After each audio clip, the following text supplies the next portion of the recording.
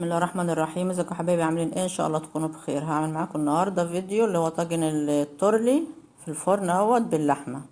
معايا بقى كميه بصل اهيت على قد كميه الخضار اللي هتعمليها، ومعايا بهارات ملح فلفل اسمر كزبره ناشفه بهارات لحمه وراس توم كبيره وطماطمتين كبار اهو. تمسكي بقى تكسري البصلايه والثوم بالبهارات دهيت وبالملح يعني عشان تاخد من ريحه بعض والطعم يعني يندمج في بعضيه اهوت. بتفركوهم في بعض كده وتضربوهم في بعض. والطاجن التورلي دوت بتعملي من مجموعه من الخضار يعني المتوفر عندك. انا هنعمله بسله وجزر وبطاطس معاك اهوت، واللحمه معايا لحمه اهيت على قد الكميه اللي انت عايزه تعمليها، برضه على قد الخضار. ده كيلو الا ربع لحمه اهوت. تفركيه برضو مع البهارات والبصل والثوم كده والملح كده اهوت، عشان اللحمه تاخد منهم برضو، تاخد طعمهم وريحتهم اهيت اهو. جربوه ان شاء الله هيعجبكم. معايا بقى كميه بطاطس اهيت.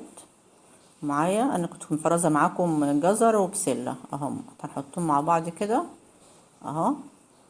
تفرزين اهو، شايف البسله بلونها والجزر بلونه زي ما هو بالظبط، وتعملوهم بعض مع بعض برضو تضربوهم مع بعض كده.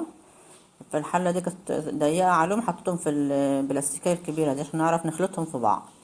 تخلطي بقى كله، تحطي كله على بعضيه اللي هي التتبيله والبصل والثوم واللحمه على الخضار كده، برضو تدعكوهم مع بعض، تفركوهم في بعض كده عشان ياخدوا برضو ريحه بعض وطعم بعض اهو. لازم يتدربوا ببعض اهو. معايا الطاجن بقى اللي هنعمل فيه اهو. تحط كميه كده من الخضار اهي. تفردي بقى اللحمه، تفرشيها كده بعد كميه الخضار اهي.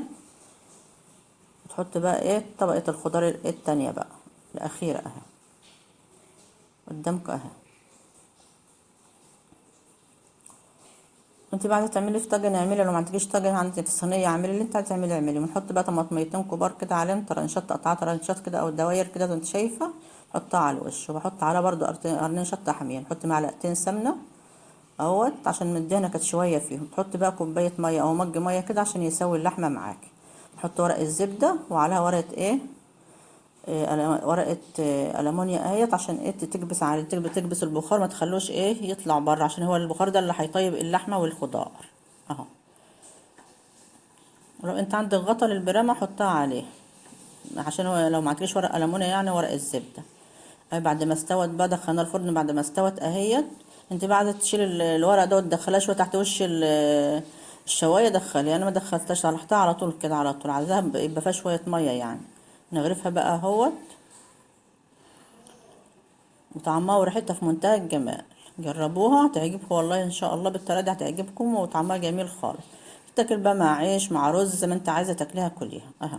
شايفين لازم فيها كميه ميه تحت كده يبقى طعمها جميل اهو. حطيت معاه بقى، عملت معاه رز اهوت، برامة رز اهوت عامله بالبرامة، عامله طريقتها معاكم كذا مره يعني.